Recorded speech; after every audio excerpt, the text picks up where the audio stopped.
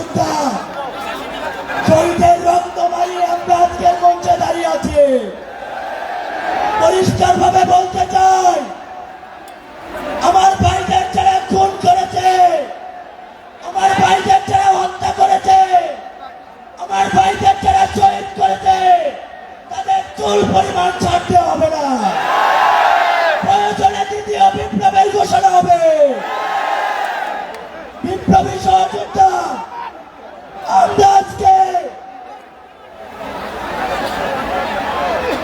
আমরা আজকে দেখতে পাচ্ছি মুজিববাদী সংবিধান এখনো বহাল রয়েছে। সেই সংবিধান বাংলাদেশের নাগরিকের অধিকার দিতে পারে নাই। সেই সংবিধান দাড়ি টুপিওয়ালাদেরকে অধিকার দিতে পারে নাই। সেই সংবিধান আলেমদেরকে জঙ্গি বানিয়েছে। সেই সংবিধান বাংলাদেশে থাকতে পারে না। আমরা পরিষ্কার ভাবে বলতে চাই, এই বাংলাদেশের ছাত্র জনতা কখনো বুলেটে ভয় পায় নাই। সেই বাংলাদেশ বুলেটে ভয় পায় নাই। সেই বাংলাদেশকে ষড়যন্ত্র দিয়ে রুখে দিতে পারবে না, আমাদেরকে দমা দিতে পারবে না।